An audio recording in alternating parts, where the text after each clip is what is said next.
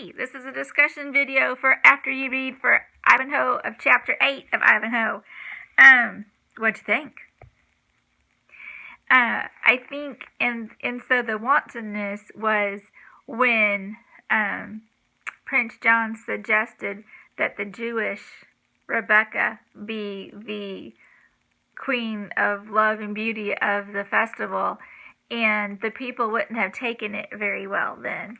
In Sir Walter Scott's lifetime, they would have towards the end, but not during the time when this book was written, or when it's set. So that's why he didn't do that. And because, would you believe that this was a huge topic of discussion amongst the literary people back when he wrote the book? And they asked him about it. It was one of the questions that came up over and over again. Why didn't you have Rebecca be the queen of love and beauty over the festival? And he said, because in the time set for his book, it wouldn't have gone over at all. So that was why he did that. Later, we are going to compare and contrast Rowena and Rebecca, and I think you're going to like that discussion. Let's see. I wanted to talk about Wamba's quote, because, okay, so Athelstine, that name, Athelstine, is the man that Cedric has picked out for Rowena. Now, are you catching that he is not of good character? He's not. And makes you wonder why in the world Cedric would pick him for Rowena. And Cedric is going to give him much more grace and many more excuses than what really needs to be. I mean, he can have grace and forgiveness, yes.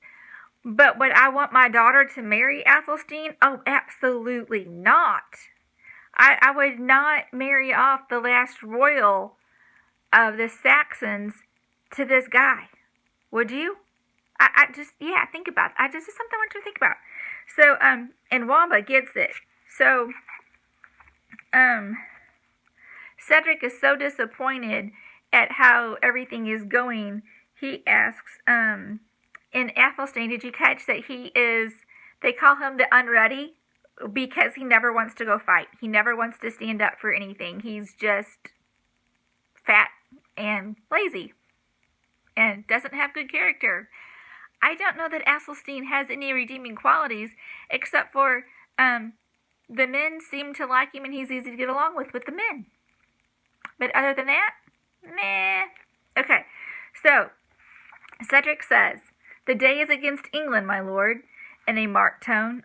"Are you not tempted to take the lance?" He's like, "Aren't you not tempted to get up and fight?" And Athelstane says, "I shall tilt tomorrow.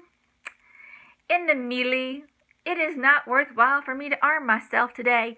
Now, Cedric has exception with a couple of things that he said. First of all, he used the word melee, which it means the general conflict, but it's a Norman word.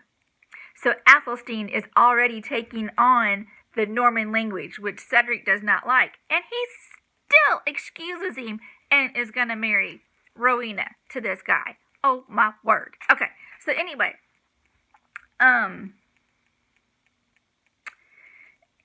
it evidenced some indifference to the honor of the country. So Athelstane is indifferent to the honor of his country, but since it was spoken by Athelstane, whom Cedric holds in such profound respect that he would not trust himself to question Athelstane's motives. So he's not going to question his motives for not taking up for his country. Yeah, for taking up for his country.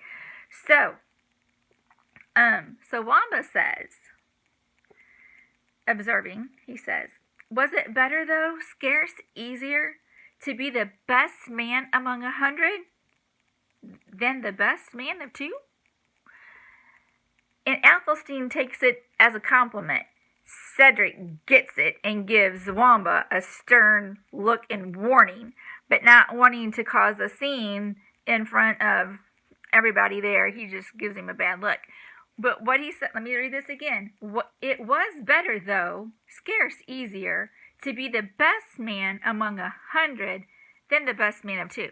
So is it easier to be the best man of 100, or is it easier to be the best man of 2? And so Wamba has some sarcasm there. He's saying, hey, oh yeah, wait till tomorrow, because it's easier to be the best man of 2 than it is to be the best man. He said, oh yeah. Who wants a challenge? It's yeah, just wait until to try and be the best of 2 as opposed to the best of 100. Oh my word. So I don't think it's coming out clearly. It's harder to be the best man of 2, especially if you waited until the very best man has beat the other 99. See what I'm saying? Athelstane is saying he's going to wait to join the fight, to join the joust, until after the best man has beat the other 99. And then he's going to join. I don't think so. Do you? I don't know. We'll have to wait for chapter 9, I guess. But I thought that was interesting, and I wanted to point that out. Let's see.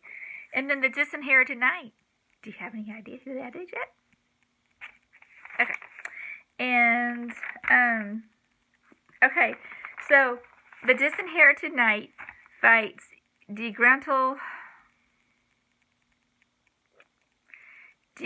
I can't read my own handwriting. I'm going to have to look it up. Okay. I'm so sorry.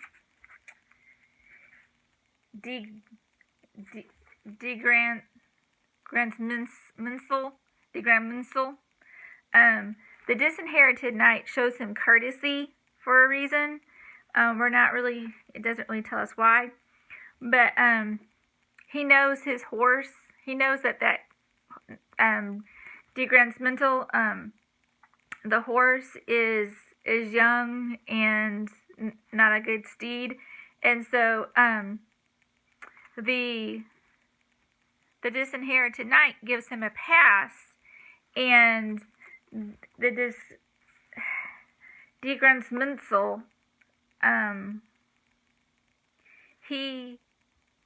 because the Disinherited Knight goes past him without touching him to give him a pass, to give him a courtesy, and Grandminsel excuses himself, saying he is just as much disqualified for the act of courtesy as he would be if they joust and he got knocked off his horse, or if he was, if he had beat him that way. So, Grandminsel, somehow the Disinherited Knight knows him from some other time, and he's willing to give him a pass and give him courtesy and to let him get his horse straight before they joust. And Grandminsel says, oh, no, the pass, the courtesy, is just as much disqualifying as if we had jousted and you had won. So, that's that. Are you ready to get to your homework? I love you. Have a great day.